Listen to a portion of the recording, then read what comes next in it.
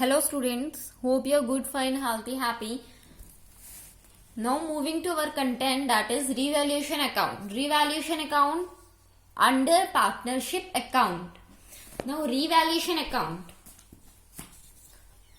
When a new partner is admitted into partnership, when new partner is entered into partnership, assets are revalued, liabilities are reassessed, then a revaluation account is opened for this purpose.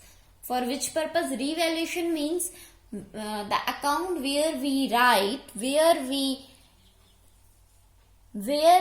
record all the revalued values of our assets and liabilities. Now what happens when the value of asset is decreased? Means there is reduction in the value of asset.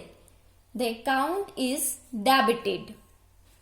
तो revaluation account क्या होता है? Debit होता है. क्यों? क्योंकि हमारे assets की वैल्यू कम हो गई होती है और अगर हमारी लायबिलिटीज इंक्रीज होती हैं then also revalued account is debited. But if our assets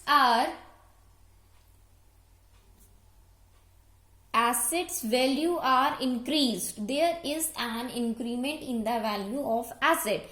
In that case, the account is credited. And if liabilities में decrease है, अगर हमारी liabilities में decrease है, in that case also account is credited. Now what happens? Credit side is always for income and gain of our firm and debit side is for losses and expenses. Then अगर हमारी assets की value बड़ी है तो ये हमारी income है, ये हम रिवैल्यूएशन अकाउंट में क्रेडिट साइड में नोट करेंगे. अगर हमारी लायबिलिटीज कम हो गई हैं देन ये क्या है? This is a gain for our firm. We will note in credit side of revaluation account. Now vice versa for debit side. हमारी एसेट की वैल्यू कम हुई है देन ये हमारी क्या है? लॉस हुआ है, मतलब एसेट्स की वैल्यू रिड्यूस हो गई है. तो हम कहाँ लिखेंगे? All loss and expenses are recorded in debit side. Debit side is always a left hand side and credit side is always a right hand side. तो हम कहाँ नोट करेंगे? डेबिट साइड में. और अगर हमारी लायबिलिटीज बड़ी हैं इसका मतलब है फर्म के एक्सपेंसेस बढ़ गए. There is increase in expenses of firm as there is increase in liabilities. So, ये increase in liabilities we will record in debit side of revaluation account. अब यहां तक तो ठीक था. और अगर अब जो दोनों साइड का डिफरेंस है, दोनों side means the income side and the expenses side, इन दोनों का जो डिफरेंस है वो हमको या तो प्रॉफिट देगा या फिर लॉस देगा. देन अगर what instead of this I will say that हमारा प्रॉफिट एंड लॉस जो भी है ये हमारा कहाँ जाएगा? Capital account of old partners. जो पार्टनर्स हैं, ऑलरेडी एग्जिस्टिंग पार्टनर्स है फर्म के, तो रिवैल्यूएशन अकाउंट से हमें कोई भी प्रॉफिट या लॉस मिला है ये उस अकाउंट में जाएगा. It will go in old partners count in old profit sharing ratio. अब इस पर्पस के लिए we are having journal entries. हम क्या करेंगे? जर्नल एंट्रीज नोट डाउन करेंगे. So here are journal entries. Revaluation account debit. When revaluation account debit कब होता है? जब हमारा एसेट्स डिक्रीज होता है, एसेट्स की वैल्यू में क्या होता है, डिक्रीज आता है, रिडक्शन होता है, और लाइबिलिटीज इंक्रीज होता है। In that case revaluation account debit होता है। तो हम क्या करेंगे, revaluation account debit to assets account to liabilities accounts.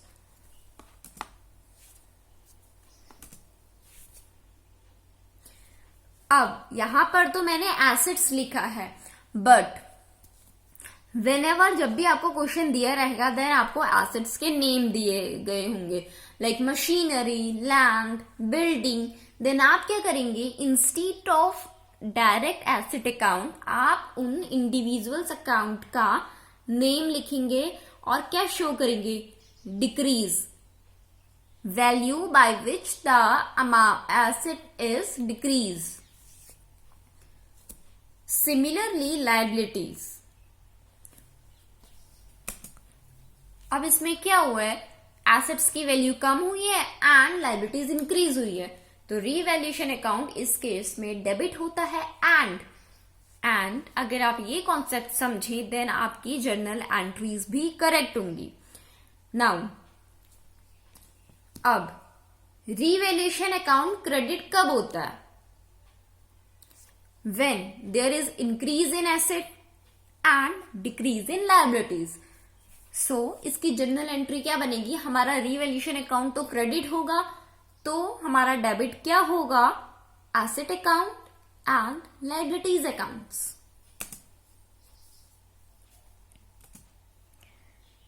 To revaluation account, revaluation account हमारा क्रेडिट होता है when there is increase in assets and decrease in liabilities, means income and gain to the firm. अब next journal entries है,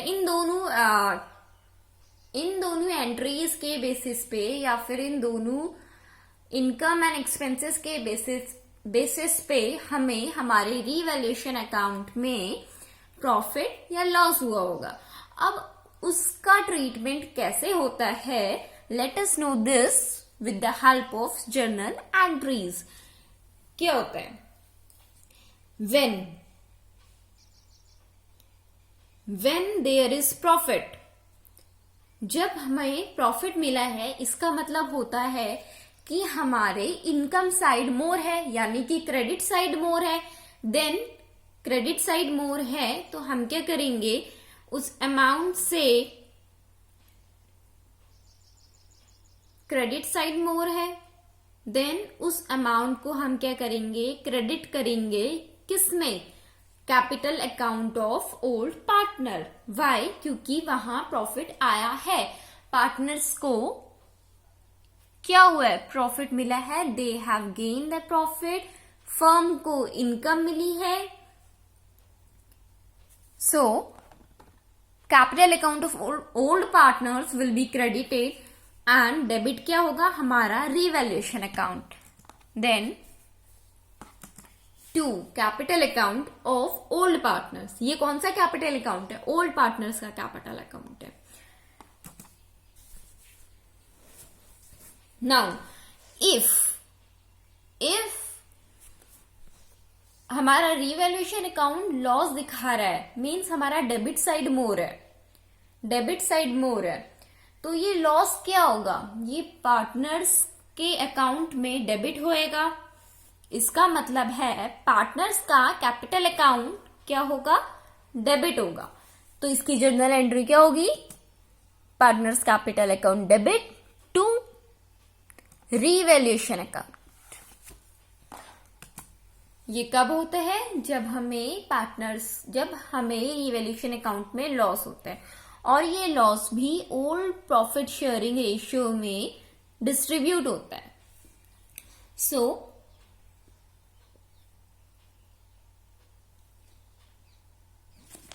as a result of our entries, हमने अभी तक जो भी एंट्रीज करी, the capital account balances of all partners will change and assets and liabilities will have to be adjusted to their proper values. Assets and liabilities को अब हम क्या करेंगे, जो उनकी एक्चुअल वैल्यूज है हम उन वैल्यूज से उसको एडजस्ट करेंगे. They will now appear in balance sheet and revised figure. अब वो बैलेंस शीट में किस फिगर में अपेयर करेंगी, रीवैल्यूएट फिगर में अपेयर करेंगी. जो हम क्या करेंगे, नई बैलेंस शीट बनाएंगे और नई बैलेंस शीट भी रीवैल्यूएट फिगर में शो होगी. ओके, नाउ विद दिस अभी तो हमारा रिवैल्यूएशन अकाउंट और एडमिशन ऑफ न्यू पार्टनर बहुत कुछ पढ़ना है इसमें. In this concept we will study, हम क्या पढ़ेंगे, और अकाउंटिंग ट्रीटमेंट पढ़ेंगे when revalued asset and recomputed liabilities are shown in balance sheet. Second, when revalued assets and recomputed liabilities are not shown in balance sheet. हम दोनों ही case में उनके क्या अकाउंटिंग ट्रीटमेंट होंगे हम वो पढ़ेंगे. और हम क्या पढ़ेंगे, we will learn the technique of treating reserve balance on admission of partner. हम ये टेक्निक भी पढ़ेंगे और हम सेक्रीफाइसिंग रेशियो निकालना भी सीखेंगे. Now what is sacrificing ratio? Sacrificing ratio क्या होती है हम ये भी सीखेंगे. और हम इसमें एक और चीज सीखेंगे, that is observe the technique of inferring goodwill although figure of goodwill is not mentioned clearly. जो गुडविल होता है ना वो अकाउंट्स में कभी भी शो नहीं होता है. इनकेस जब हमें शो करना पड़ता है देन इमीडिएटली हम उसको रिटर्न ऑफ करते हैं. अगर हमें वैल्यूएशन में गुडविल हम शो कर रहे हैं then at the same time हम जर्नल एंट्रीज के थ्रू उस गुडविल को रिटर्न ऑफ कर देंगे. रिटर्न ऑफ कैसे करेंगे, उस गुडविल को पार्टनर्स में डिस्ट्रीब्यूट करके हम गुडविल का अकाउंट क्लोज कर देंगे. हम जैसे ही मिलती है हम उसको डिस्ट्रीब्यूट कर देंगे. मतलब गुडविल तो होती है लेकिन हम उसको कभी अपने अकाउंट्स में शो नहीं करते हैं. और जैसे ही शो करते हैं हम उसको रिटर्न ऑफ भी इमीडिएटली कर देते हैं. अब हम इसमें वो टेक्निक भी ऑब्जर्व करेंगे कि हम गुडविल की वैल्यू दिखा भी नहीं रहे हैं. It is not mention clearly. In that case also we are inferring goodwill. Inferring goodwill means हम गुडविल की वैल्यू क्या कर रहे हैं, कैलकुलेट कर रहे हैं, इवेल्युएट कर रहे हैं. गुडविल के थ्रू हम अकाउंटिंग ट्रीटमेंट कर रहे हैं even when goodwill is not mentioned clearly. So these many things we will study in admission of a new partner. अब ये सब हम कैसे पढ़ेंगे, with numericals. So we have to do lot of numericals in this concept, and for that you have to wait for my next video lecture. So press the bell icon and subscribe the channel. Thank you and have a nice day.